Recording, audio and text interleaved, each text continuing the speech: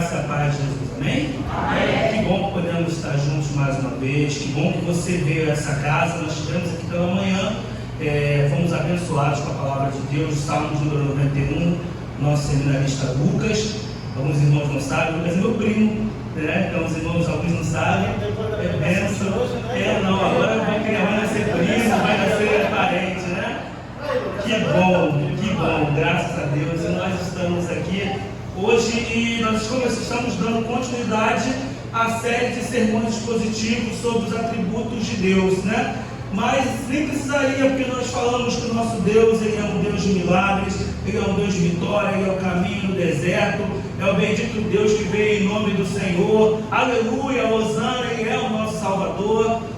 Mas o Senhor tem ainda mais um pouquinho para compartilhar conosco nessa noite. Para tal, quero te convidar a abrir a palavra de Deus na carta de Paulo aos Romanos. Vamos ler ali o capítulo de número 1, nos versículos, a partir do 16, tá? Eu vou estar utilizando a versão revista e atualizada. Romanos, capítulo de número 1, versículos de número 16, 17 em diante. Amém? Amém. Vai projetar? Vai. Diz assim a palavra do Senhor: pois eu não me envergonho do Evangelho, porque é o poder de Deus para a salvação de todo aquele que crê, primeiro do judeu e também do grego, visto que a justiça de Deus se revela no Evangelho, de fé em fé, como está escrito: o justo viverá pela fé. Oremos.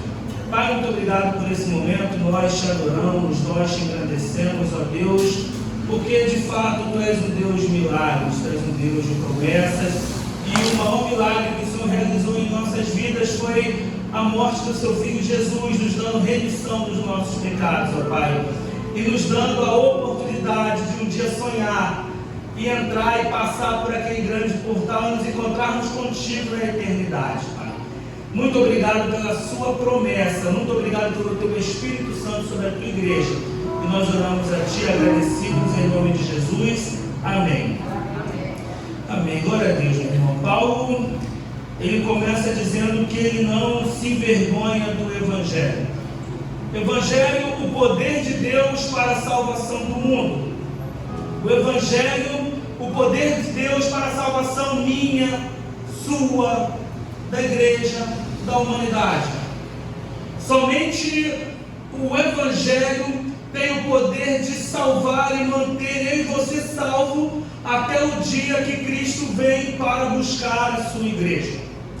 Através do Evangelho, através das promessas do Evangelho, é que o nosso Deus, Ele consegue olhar para mim e para você sem desviar os olhos.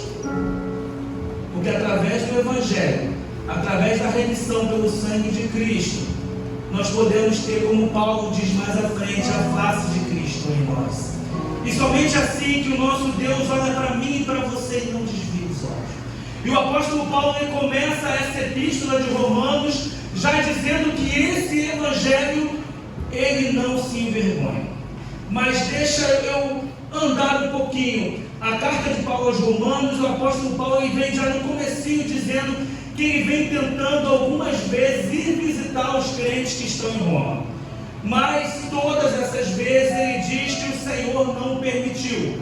E por causa desse monte de não permissão vinda de Deus, que o apóstolo Paulo ele escreveu a carta aos romanos, aos crentes que estavam em Roma, sendo que essas impossibilidades nos forneceram hoje a epístola dele aos Romanos, que para alguns é o maior tratado teológico do Novo Testamento.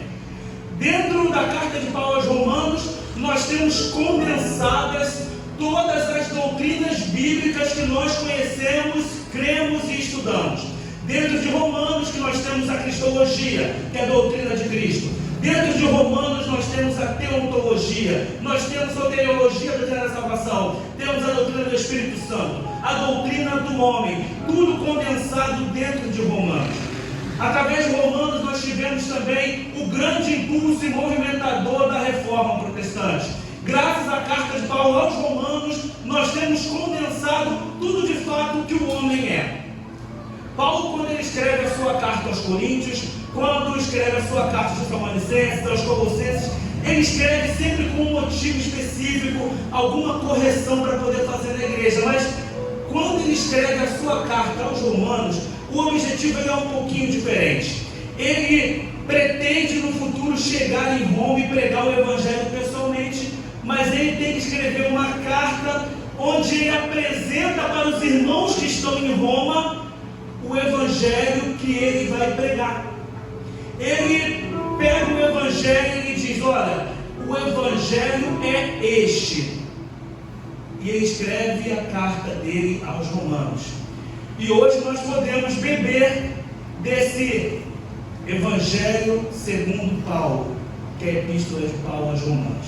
E nessa série expositiva de sermãos, os atributos de Deus, nós podemos beber também da fonte de Romanos, podemos beber também da visão de Paulo, da visão que o Senhor Jesus deu a Paulo sobre o Evangelho, dentro dos atributos de Deus, quem é Deus dentro do Evangelho. Só que Paulo ele vai além, porque todas as vezes que nós olhamos para os atributos de Deus, fica escancarado os atributos do homem.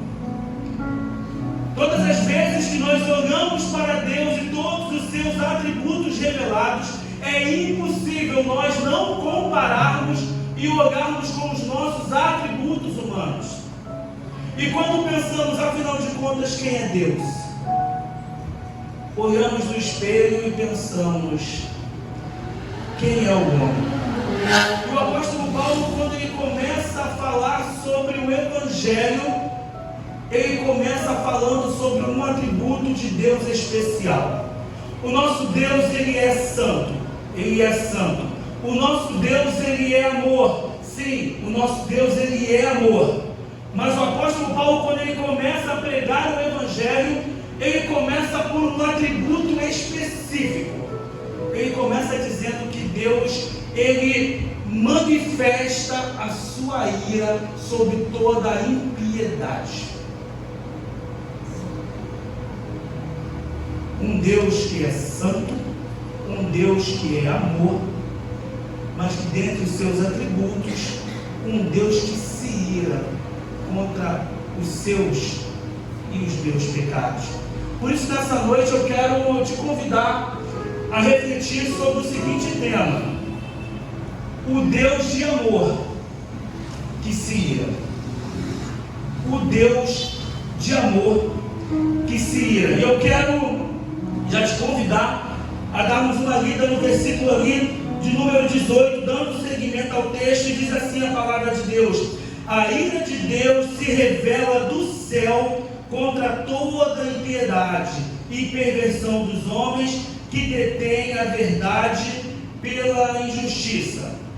O texto ele começa nos revelando um Deus que não somente está irado contra o meu e o seu pecado, mas um Deus que ele não só está irado, como ele revela a sua ira. Gosto muito quando a versão revista e corrigida diz que Deus ele manifesta a sua ira. É uma ira que não está apenas no sentimento, mas é uma ira que é revelada, que é manifestada, uma ira que tem consequências e que age sobre o meu e sobre o seu pecado. Deus ele é ofendido todos os dias pelo meu e pelo seu pecado, e esse Deus de amor, e esse Deus santo que muitas vezes nós nos apegamos, ele é, mas esquecemos que ele é um Deus que ele manifesta a sua ira sobre o meu e sobre o seu pecado. E o apóstolo Paulo, ele quando começa o Evangelho, quando ele começa a pregar o Evangelho, ele começa dizendo qual a real condição do homem. 2023 é o ano cristocêntrico. Assim como foi em 2022, nossas liturgias, nossas canções, nossas mensagens e como tem que ser apontando para Cristo, tudo é sobre Jesus. E a humanidade, a nossa geração, tem feito culto ao homem, onde o homem acaba tomando o centro do culto, o centro da sua vida, e começa a usurpar trechos do Evangelho, querendo ser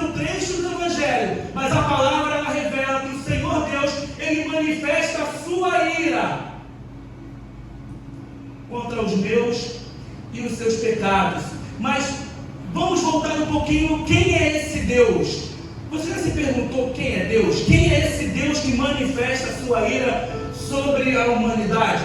Gosto quando o teólogo Anderson, em sua teologia sistemática, diz que Deus, Ele é um espírito pessoal, perfeitamente bom, que em seu grande amor tudo cria, tudo sustenta e tudo governa. Um Deus que traz à existência coisas que não existem. É o Deus do Bereshit bara Elohim. No princípio criou do nada Deus os céus e a terra. É o Deus que tudo cria, é o Deus que tudo sustenta, é o Deus que tudo governa, o Deus que tudo cria, o Deus que tudo sustenta, o Deus que tudo governa, é o Deus que manifesta a sua ira contra o meu e contra o seu pecado. O grande Deus, o governador de toda a terra, manifesta a sua ira contra o seu e o meu pecado. Os olhos de chama da visão do Cristo glorificado do Apocalipse, aqueles olhos com chama de fogo, que olham o meu e o teu coração, é aquele que manifesta a sua ira sobre o meu e os seus pecados. Pecados que nós cometemos todos os dias, e em vez de nós chorarmos pelos nossos pecados, nos envergonharmos, nos derretermos, começamos a pecar deliberadamente, transformamos o nosso pecado em algo natural do nosso dia a dia. E o evangelho pregado por muitos dessa geração é o evangelho do Deus de amor, do Deus misericordioso, mas criamos doutrinas, criamos mecanismos para esconder os nossos pecados. E o evangelho genuíno, o evangelho de Cristo e este crucificado é o evangelho onde nós olhamos para as nossas mazelas, para os nossos pecados e nós choramos.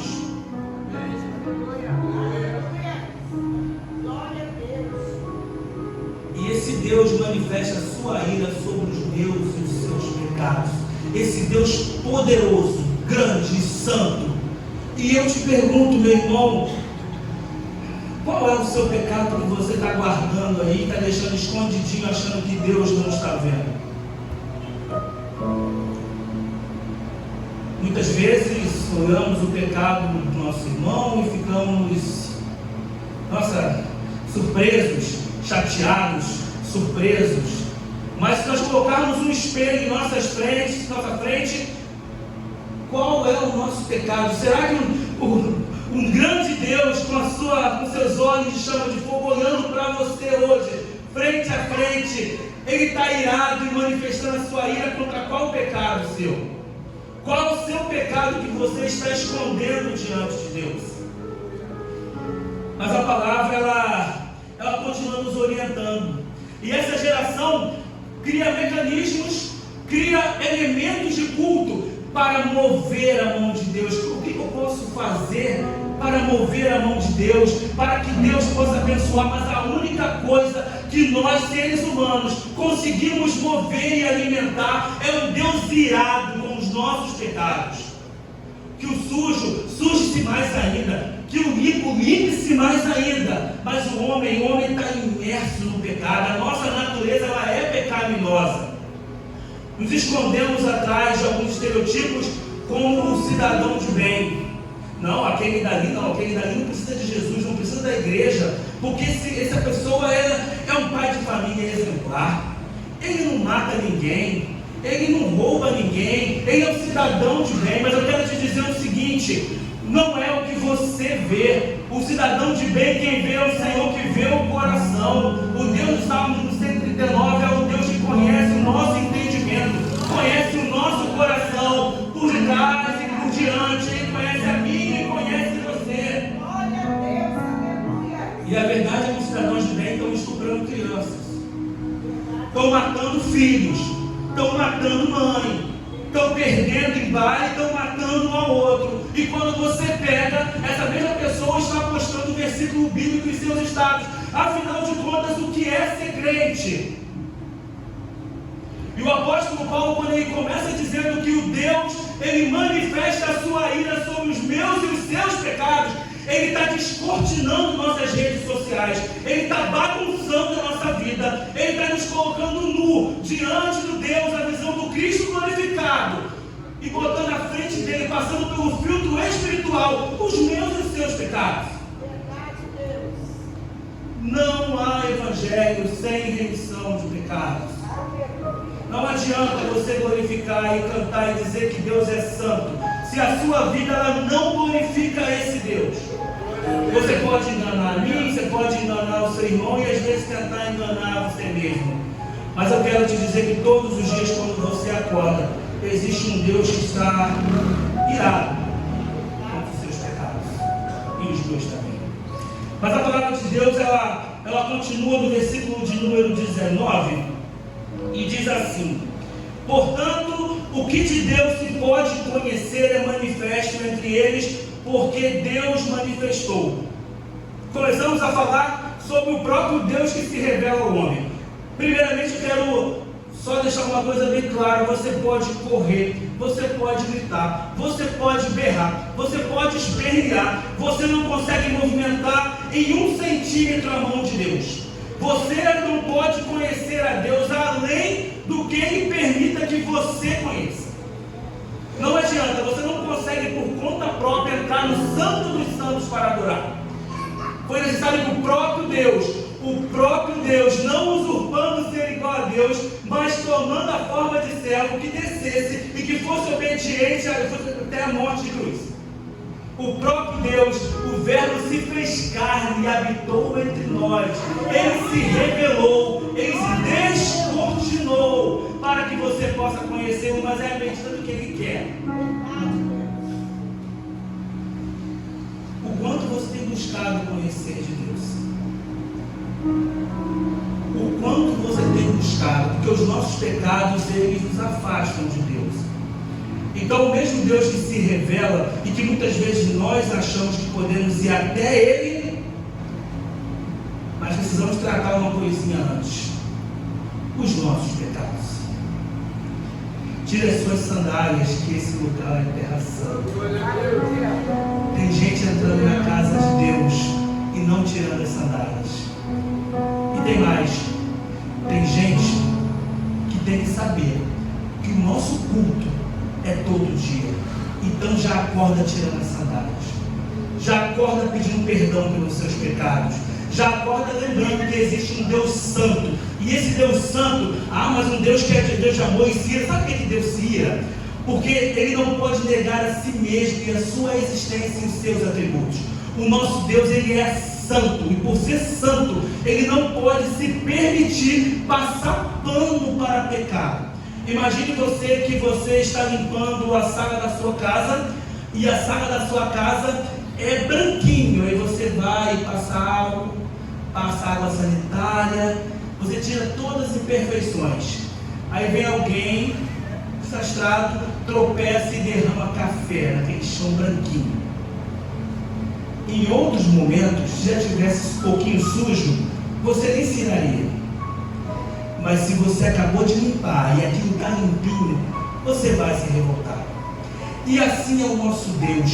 Ele é perfeitamente bom, Ele é perfeitamente santo, Ele é perfeitamente justo. Qualquer mínimo sinal de injustiça é ira de Deus. Qualquer mínimo sinal de pecado é a ira de Deus. E a palavra de Deus, ela continua no versículo de número 20, dizendo: porque os atributos invisíveis de Deus, assim como o seu eterno poder, como também a sua eterna divindade, claramente se reconhecem, desde o princípio do mundo, sendo percebidos por meio das coisas que foram criadas. Tais homens são, por isso, indesculpáveis. Deixa eu te explicar. Paulo está aqui falando para dois grupos. Esse é o público de Paulo: judeus e gentios. E ele começa a dizer que esses homens, eles são indesculpáveis, não tem desculpa para os seus pecados. Vamos detalhar. Vamos falar primeiro ali dos judeus. Os judeus tiveram a lei. Os judeus tiveram algumas cristofanias, teofanias, manifestações do próprio Deus. Lembra quando Agar fugiu do deserto? Lá, ela estava no deserto, ela estava quase morrendo. Apareceu o anjo do Senhor, Agar. Eu ouvi a oração.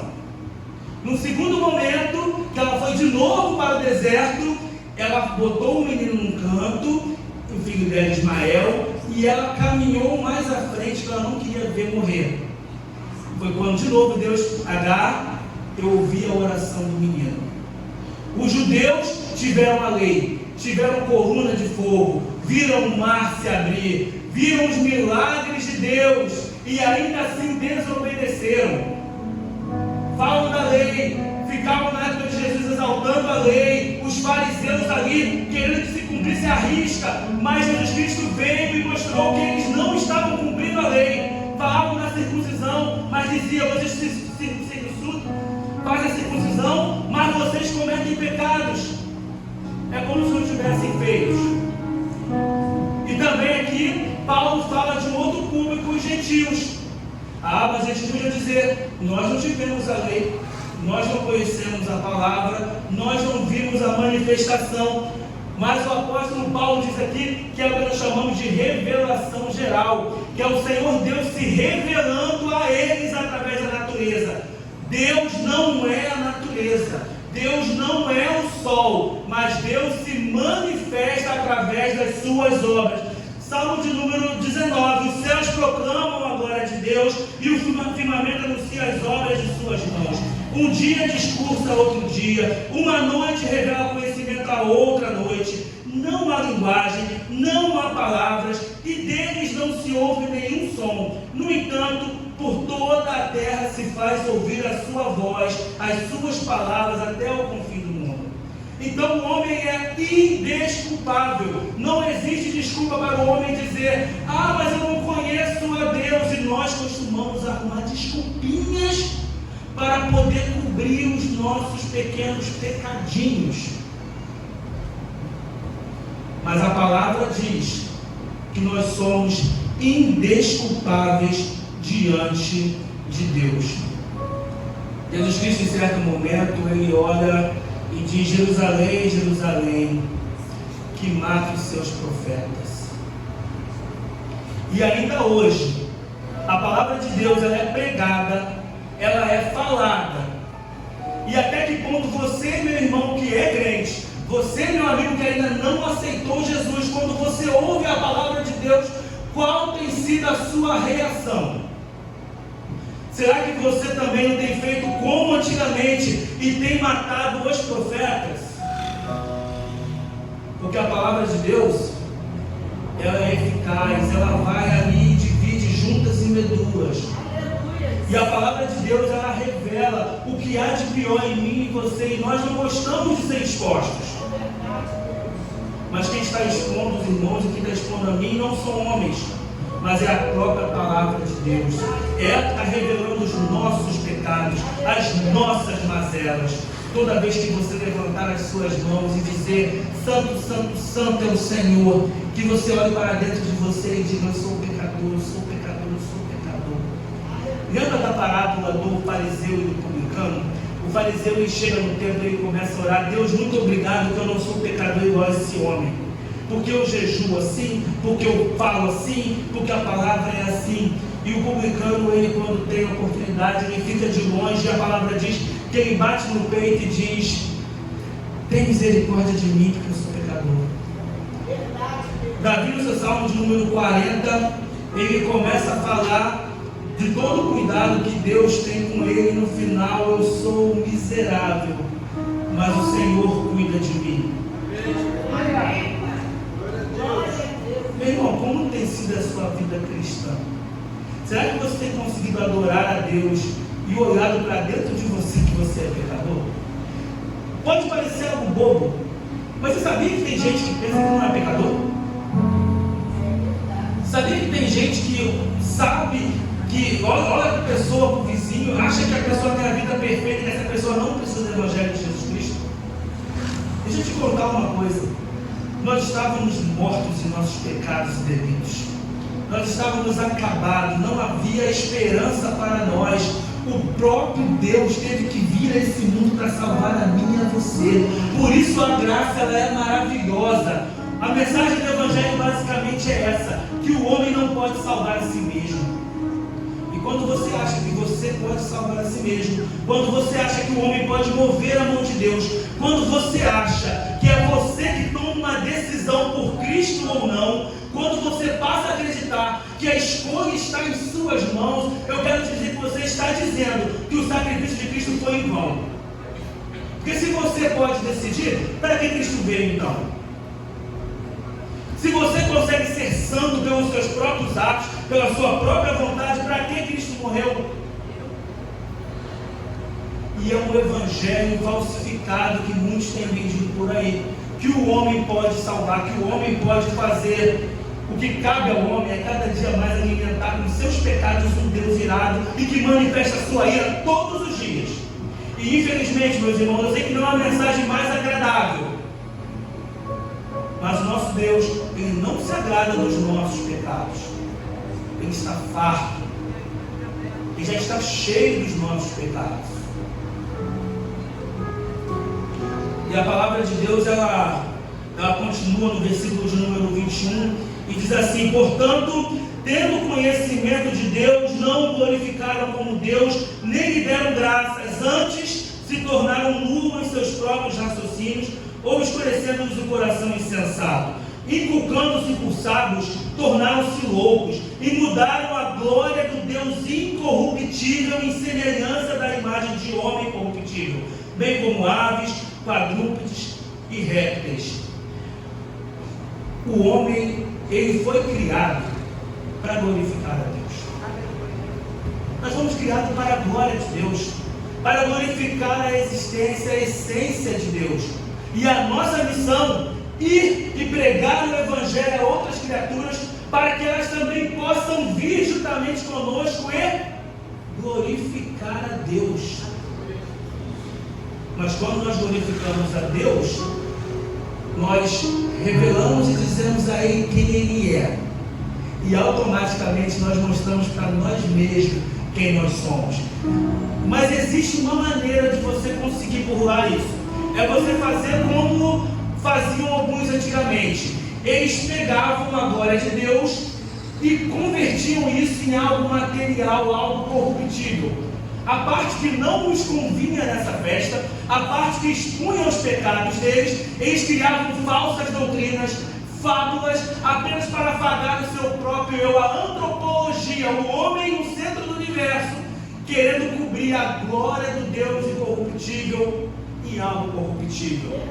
Lembra quando Moisés subiu no monte, ele demorou um pouquinho, o povo de Israel começou a reclamar com Arão, Moisés subiu e como é que vai ser? E Arão, pressionado, construiu ali um bezerro, um ídolo, e falou para Israel: olha Israel, toma aqui, esse é o seu Deus que tirou você do Egito, agora você adora. E é mais fácil nós adorarmos as nossas coisas, porque elas não nos cobram. É mais fácil nós adorarmos o nosso trabalho, porque o nosso trabalho não exige que nós sejamos santos. É mais fácil nós adorarmos o nosso carro, nós adorarmos os nossos iPhones, nós adorarmos o nosso computador, porque o nosso computador não está com os seus olhos de fogo, com a sua ira manifestada sobre nós. E é por isso que essas doutrinas falsas são alimentadas. Porque é claro que eu quero adorar uma coisa que não me cobra. É por isso que nós temos aí crescendo o número de desigrejados, pessoas que um dia conheceram o amor de Deus e que acham que conseguem ser crentes, que conseguem ficar em período de santificação, mas igreja não creio na igreja. Deixa eu te contar uma coisa. Você já viu aí um desigrejado evangelizando? Você já viu um desigrejado não glorificando a Deus? Porque quando você está firme com Deus, com o seu coração ardendo pelo Espírito Santo, a primeira coisa que você quer é correr para a casa de Deus e adorar a Deus e dizer dizer que Ele é santo, que Ele é digno, e você vai dançar, e você vai cantar, e não vai se importar com quem está de um lado, e não vai se importar com quem está do outro. Você só vai querer glorificar dizendo: ah, Senhor, Tu és santo, santo, santo, santo. Igual Ana, que entrou e começou a orar, e ela chorava e derramava as suas lágrimas, e ela não estava se importando com o que estava ao lado.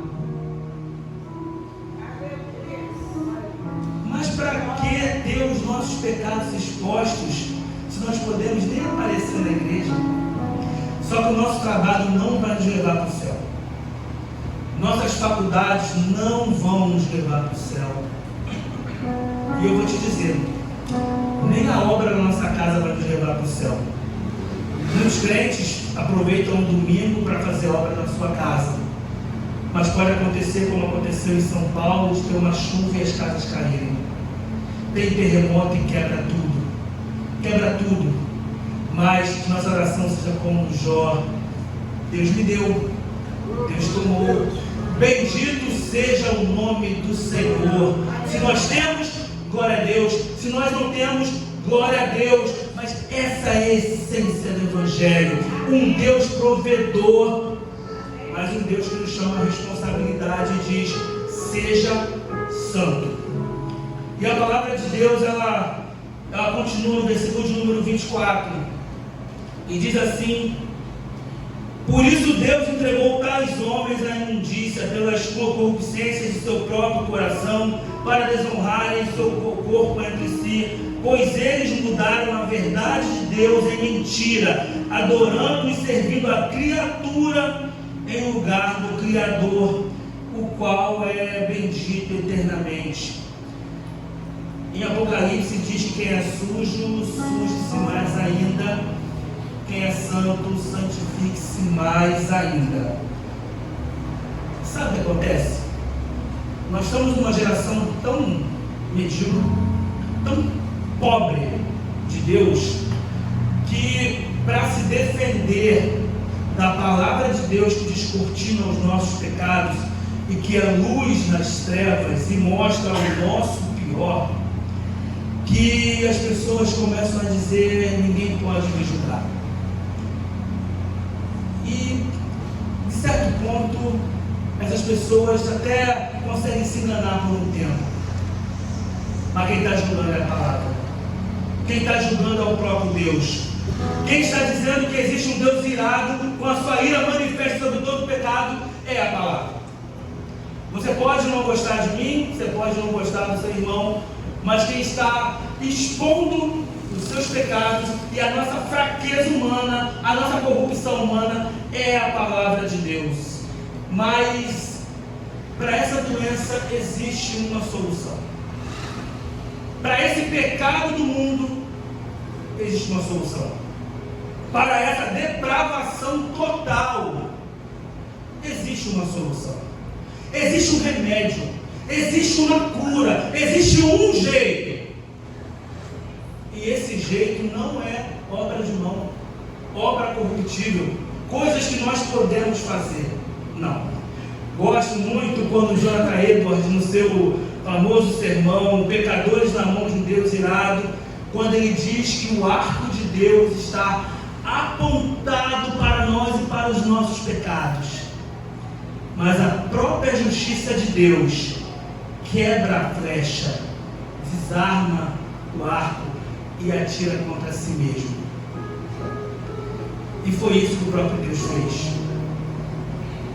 Ele, sendo Deus, veio a esse mundo, tomou a forma de servo e ele se fez maldito em nosso lugar. Ele se fez escárnio em nosso lugar. E o Evangelho é o Evangelho do Cristo e esse crucificado. Sabe o que Paulo quer dizer com isso? Este crucificado quer dizer que o Cristo que nós glorificamos, o Cristo que tudo é sobre Ele, tudo converge dele, e por meio dele todas as coisas vieram a existir, é um Cristo que foi morto numa cruz, a morte mais vergonhosa da época. É o Cristo bandido. Há um tempo atrás, nós, no período eleitoral, não entrando para o lado político, mas Você vai votar em bandido? Você vai votar em ladrão? Quando Paulo diz que ele não se envergonha do Evangelho, ele fala: não me envergonhe do Evangelho do Cristo, que mesmo sendo Deus, morreu na cruz como um bandido. É desse Evangelho que eu não me envergonho. E eu não preguei a vocês nada além de Cristo. E este Cristo, crucificado. O Cristo que passou a vergonha no meu e no seu lugar. E hoje em dia, às vezes, é difícil pregar o Evangelho para as pessoas, sabe por quê? Porque as pessoas não veem os seus próprios pecados. Sabe por que um avivamento da igreja tem sido cada vez mais difícil? Porque muitos crentes esqueceram que pecam. E se você depois na sua casa, eu recomendo que você faça. Você continua lendo esse mesmo capítulo de Romanos, que ele vai explicar direitinho quem é o homem: pecador, adúltero, corrupto. Essa é a natureza humana, meus irmãos. Esses somos nós. E nós falamos dos atributos de Deus, um Deus santo, e nós somos pecadores. Um Deus de amor, e nós somos odiosos. E um Deus que se ira por causa do meu e do seu pecado. É como se nós andássemos no abismo, à beira do abismo, o tempo todo tombando para cair. Mas é a mão de Deus e é a misericórdia de Deus que vai nos mantendo para que a gente não caia. E eu repito, somente o Evangelho, que tem o poder de salvar, de manter eu e você salvos até o dia que Cristo voltar. Não é você, não sou eu, não são as nossas obras, são obras pecaminosas, mas é o Evangelho. E é por isso que nós devemos glorificar todos os dias a Cristo, aquele Deus que se fez carne e habitou entre nós. Amém. Glória a Deus. Repito mais uma vez: é graças à face de Cristo em nós que o nosso Deus, irado, olha para nós ainda em misericórdia e não vira o rosto. Se você está buscando mover a mão de Deus, eu recomendo que você, primeiramente, queixe-se dos seus pecados, que você olhe para dentro de si e veja que dentro de você não há nada de bom. E nessa série expositiva que será dando continuidade sobre os atributos de Deus, que você aprenda sobre um Deus de amor, mas um Deus de amor que revelou o seu amor por causa dos nossos pecados. Um Deus santo, que é santo, apesar dos nossos pecados. De um Deus fiel, que é fiel a si mesmo e às suas promessas, a Ele mesmo. Porque nós somos pecadores. E que o Senhor Deus, Ele nos abençoe. E que o Senhor Deus, Ele tenha misericórdia de nós. E que o Senhor Deus nos ensine novamente algo que esquecemos de como se faz. Que é: Senhor, me perdoa dos meus pecados, eu sou um pecador. Feche teus olhos, Pai, nós te adoramos nessa noite, nós bendizemos o teu nome, nós te engrandecemos, nós dizemos que tu és santo, santo, santo, santo, e dizemos que tu és maravilhoso, porque tu és o nosso Salvador, ó Pai. Olha, Deus, nos ajuda com o teu Espírito Santo a olhar para dentro de nós e olhar que não há nada de bom, ó Deus. Pai, em nome do Senhor Jesus, liberta-nos de nós mesmos, ó Pai. Liberta-nos dos nossos pecados, de nossa corrupção, ó Pai. Que nós possamos olhar para a Tua cruz, que nós possamos olhar para a Tua luz, ó Deus, e que a nossa oração seja como aquele publicano: Senhor, tem misericórdia de nós. E é assim que nós oramos a Ti, nós te agradecemos nessa noite, Pai. Em nome do Senhor Jesus Cristo, a igreja diz: Amém. Que Deus nos abençoe.